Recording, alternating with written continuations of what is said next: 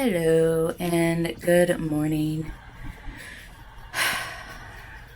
On the day that I would have liked to slept in, I had to get up. So we are getting ready to head out for the food tour. That will be fun because you'll get to see a range of food and you'll probably get to learn some history. I mean, at least in the past when we've done food tours in different cities or different countries, you get information about the city or the place that you're in. So we'll take you along for that. And we are switching rooms. All of our bags packed, waiting for them to switch to our rooms.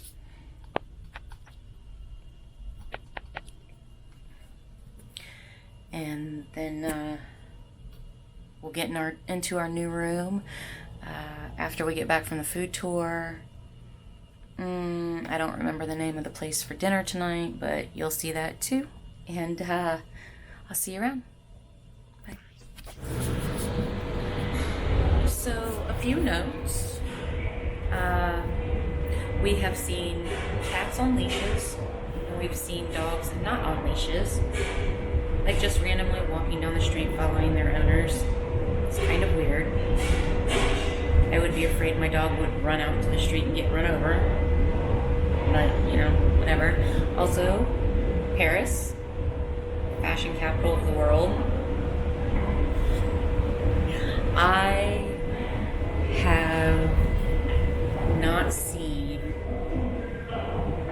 a lot of fashion as far as people walking around and this and that. And another thing that I took notice of was that in one of the makeup groups that I'm in, someone had said that she had posted something about a Paris look, where they either accentuate the eyes or the lips. So I kind of wanted to take notice of that while I was here, and I've actually seen very, very few women wear makeup at all here. I think the makeup that I have seen has potentially been just kind of like colored in eyebrows sort of a thing, but not really, if that makes any sense. I don't know if they just naturally have long eyebrows here or if they do actually want something a little bit. I haven't seen any eyebrows that are visually colored, if that makes sense. But I mean, overall, I have seen next to no makeup on women here, except in the restaurants. And in the restaurants, if they are wearing makeup, it looks like they might be wearing foundation, maybe a little bit of eyeliner, but not really. It looks like some of them might be wearing a lip gloss or a chapstick. Really, if that makes sense. So if there is makeup going on around here, I guess the best way to describe it is very, very natural all the way around. And I just want to make a few notes of that because those are some things that I have noticed that I thought was interesting. So we'll see you on the food tour. Oh, and today's very, very cold. Opposed to yesterday where it was like 90. We are standing down in the bus station because it is so cold, and I'm wearing shorts and a short sleeve shirt, and I'm freezing to death. I should have worn jeans today. Bye. Being just the two of you, Yeah. it's becoming a private tour. So as I said, my name is Stefan, so you're going to have a guide for the next 3 hours-ish.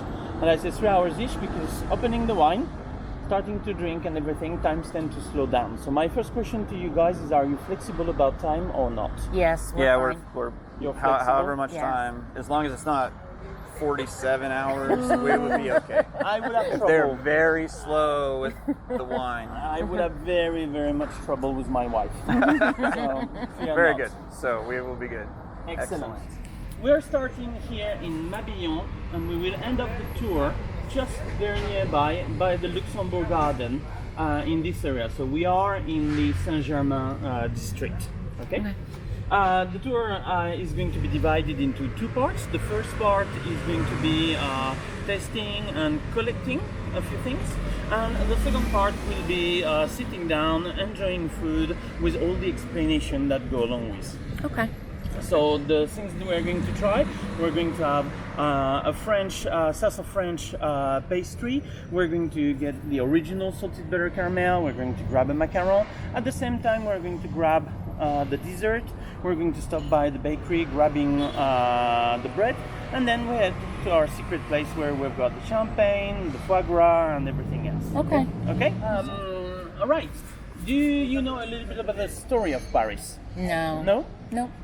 Paris was born, well, here, on Ile de la Cité and Ile Saint-Louis. These are the two islands which the settlers picked up in order to put the first houses, easy to defend location, water bringing, drinking and fishing capability, so very sustainable. Then they started to spread on the both bank of the river, and this shape here is pretty much the shape of the first defense wall that protected the Paris up to the 12th century. So, you know, for 1,200 years, that was the size of Paris. First district, second, third and fourth, which are known to be Le Marais. Fifth is Latin Quarter, and sixth is Saint-Germain-des-Prés. Then Paris expanded, they knocked down part of the defense wall, and they built a new one. And that one is very easy to follow. You pick up these two lines, the 2 and the 6, and you go around the city like that. And that was the size of Paris for the next 500 years. So up to Napoleon III, Paris was no bigger than that.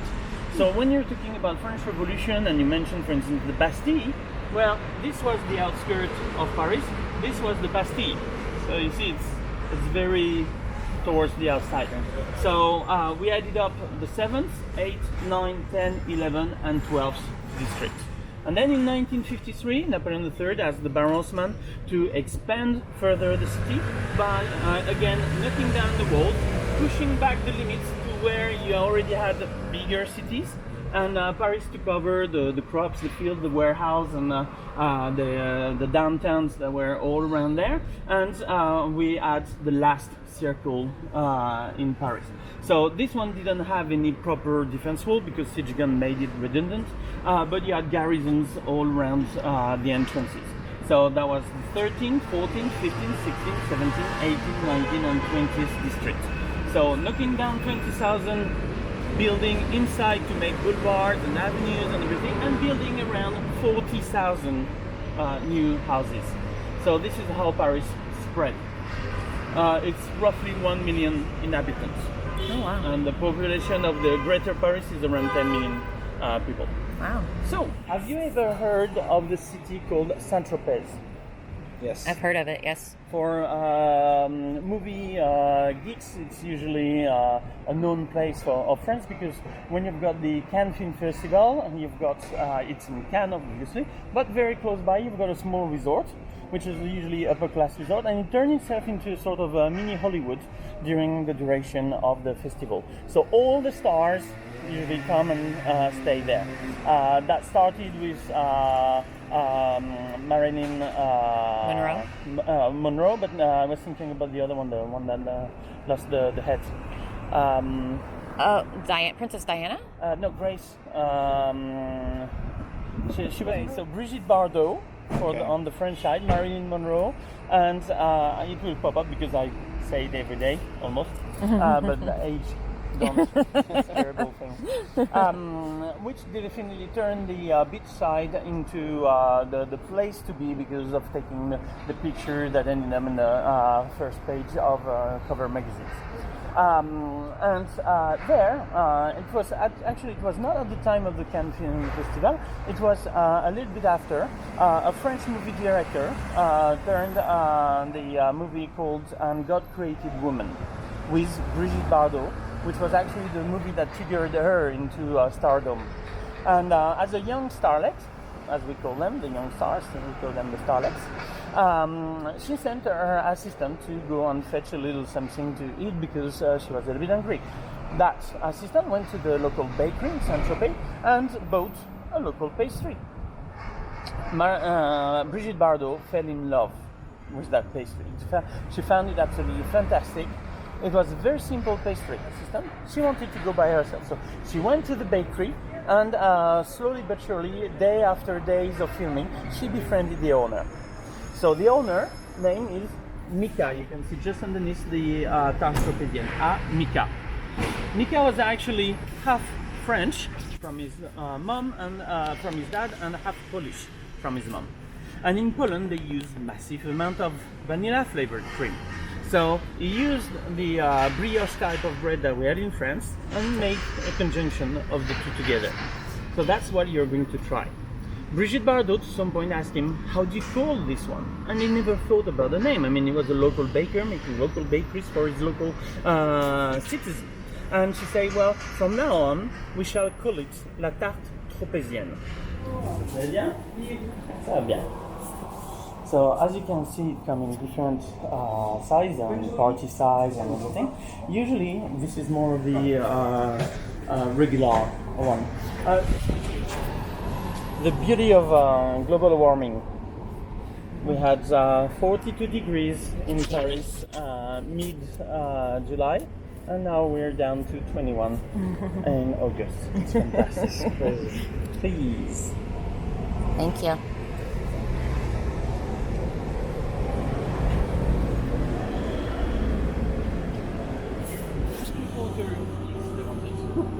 The Latin Quarter is called the Latin Quarter because actually of all the universities that were in the surrounding area. Sorbonne University, School of Medicine and everything. And why Latin then? Well, that's because education up to the French Revolution was provided by the monks. And the priests, they all spoke Latin. You had the Boulevard Saint-Michel, and then on the other side you had the Saint-Germain district, the one where we are now. And Saint-Germain district is one of the artsy districts of Paris. But that is the brainy artist district. The manual artists are around Montmartre, top of the hill, lots of lights for their workshop, and inspiration because they see Paris beneath them. Here, narrow streets, lots of cafes, lots of places to sit down, look at people. So the brainy artists, the philosophers, the writers, Hemingway, Balzac, Victor Hugo and so on, they would spend their afternoon or sometimes their entire day sat at an open bar, sipping a coffee, looking at people, getting inspiration, and in the evening they would go back into their narrow street, very dark, tiny flat, lit up a candle, and this is the place where we go, Maison Leroux. Henri Leroux is a chap from Brittany. It's very interesting because when you look into the world of food, you've got chefs coming from all regions of France. But as soon as you start to look into pastry, chocolate, caramels, macarons, and so on, you've got lots of chefs which are coming from Britain. You know, so that is, in my opinion, this is probably because Britain is the place where, when they start eating things and cooking things, they always use salted butter. So because of that, I believe that when they get into the business of creating things which are sweet, they've got a tongue which is much more sensitive to the variation between sweetness and savoriness, and they would rather put the right amount of sugar in it. So that's why they are very popular in the making. So, chocolatier and caramelier. Chocolatier is obviously chocolate makers, and caramelier, it's the only place where you will see it written because he patented the name for it. It was the very first one to get in the adventure of the caramel, and so he's the one that put the patent in it. That was a clever move. That was a clever move. The thing is, for French people, we're very traditional. We're hard to move around food things. Nowadays, with people traveling around and people coming over, and it's starting to be a little bit more flexible. But 50 years ago, when you started to mention something in the dripping caramel, bits of almonds, peanuts, and walnuts, and that's by using that ingredient that Henri Leroux broke the ice with the population by including ingredients which are either good with savory or with sweet. So by adding that ingredient, the people starting to say, yeah, but after all, there's that, and that works well with both. And then they tried it and they enjoyed it, obviously. So there you go. So that is why the original salted butter caramel also has got bits of almonds, walnuts, and peanuts. Hello. So let's get a little bit closer. Here we are. So we have got on one side the caramels and on this side the fruit jellies. So fruit jellies flavors, we've got here black currant, this one and that one, these and these. One is green and the other is yellow plum.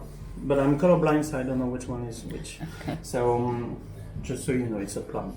We have got 3 red fruits, strawberry, cherry, and raspberry. Mandarin, raspberry, passion fruit, wild strawberry, apricot, cherry, pineapple, the other plum, lemon, vine, peach, lychee, and grapefruit with a little bit of a kickback from the grapefruit at the end of the taste, and blueberry. So which one would you like to try? I'll do passion fruit.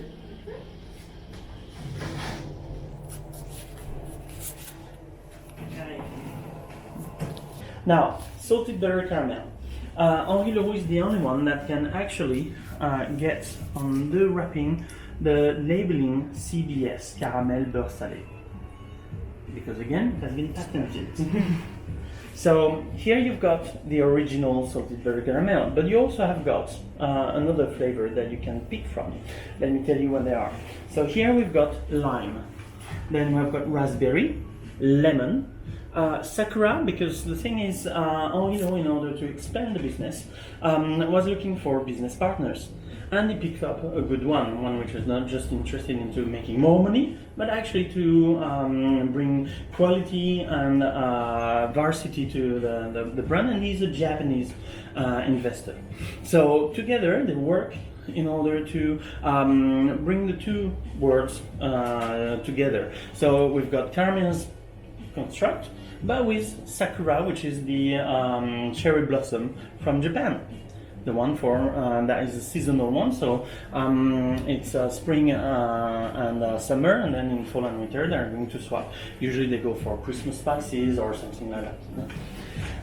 Then we've got pina colada without the alcohol. We've got chocolate, pineapple, and rose bay.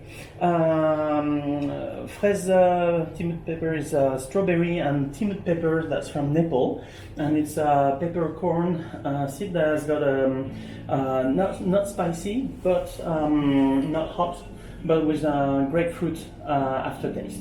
Okay. And then we've got yuzu matcha, again a Japanese flavoring thing. Matcha is bitter green tea, and yuzu is a Japanese citrus. It looks like a mandarin in shape and size, but rather than being orange, it's yellow and it's lemony inside. And then we've got buckwheat, because in Brittany they use a lot of buckwheat, especially when they're making the galettes. So the crepes are the sweet ones with the wheat, and the sarrasin, we call it sarrasin, is the buckwheat, and is used to make the gray flour to make the galette. Orange and ginger, diable rose, passion or banana, passion fruit, and framboise, raspberry, and coffee and hazelnut. Which ones would you like to try? I'll do the orange and ginger. Thank you. Coffee. Let's see. You can enjoy them now. You can wait for later. There is no rush, and it's not a force-feeding tour. So Thank you. I try